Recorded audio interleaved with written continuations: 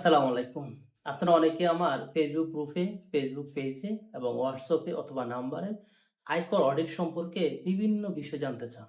এর ১ম যে কাজটা করতে হবে, আমাদের আয়কর ফাইলটি অডিটে পড়েছে কিনা সেটা দেখতে হবে।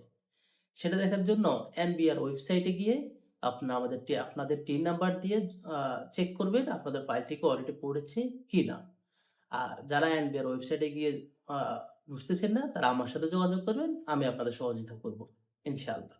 যদি আপনি ওয়েবসাইট থেকে জানতে পারেন আপনার আয়কর ফাইলটি অডিট করেছে, তাহলে আপনাকে ১ সপ্তাহ কি ১০ দিন অপেক্ষা করতে হবে।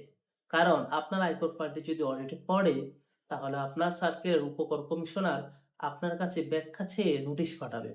যদি ৭ থেকে ১০ দিনের ভিতরে আপনার কাছে নোটিশ না আসে, তাহলে যত দ্রুত সম্ভব আপনার সার্কেলে যোগাযোগ করুন এবং সার্কেল থেকে আপনার অডিটের নোটিশ আপনি সংগ্রহ করুন এবং নোটিশে কোন বিষয়ের উপর আপনার কাছে আপনার ফাইলটি অডিটে পড়েছে, সেই বিষয়ে ভালো করে বুঝুন। যেমন এ বছর সবচাইতে বেশি ফাইল অডিটে পড়েছে অনেকগুলো কারণে।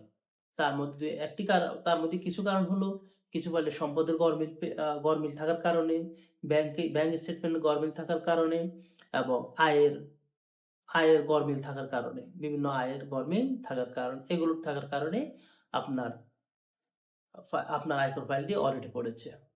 নোটিশে আপনাকে যে সময়সীমা নির্ধারণ করে দিবে, সেই সময়সীমা নির্ধারণের পূর্বেই আপনাকে আপনার আয়করের সকল আ তথ্য তথ্য সংগ্রহ করতে হবে।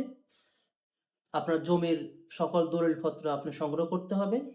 আপনার ফ্ল্যাট থাকলে ফ্ল্যাটের সঞ্চয়পত্র, ফ্ল্যাটের দলিলপত্র সংগ্রহ করতে হবে।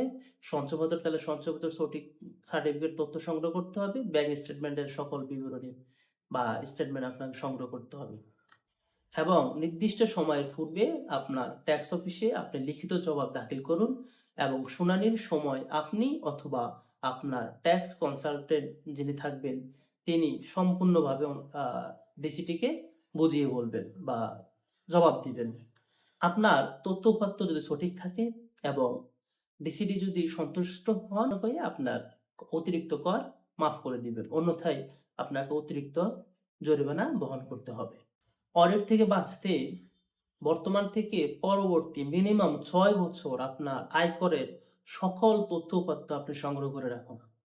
যেমন ব্যাংক স্টেটমেন্ট, ইউটিলিটি বিল, দলিল, বিভিন্ন ধরনের ডকুমেন্টস, ট্যাক্স, ক্লেম, চালান সবগুলো ৬ বছরের মিনিমাম আপনি সংগ্রহ করে রাখুন। তাহলে আপনার ফাইলটা অডিটে পড়লেও আপনার অডিট হবে ভীতিমুক্ত।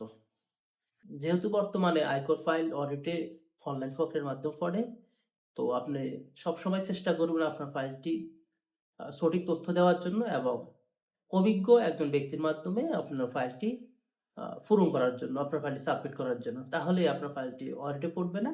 আর অডিটে পড়লেও আপনার অডিট ঝামেলামুক্ত হবে। আশা করি আয়কর ফাইল অডিট সম্পর্কে সংক্ষিপ্ত ধারণা পেয়েছেন। আসসালামু আলাইকুম।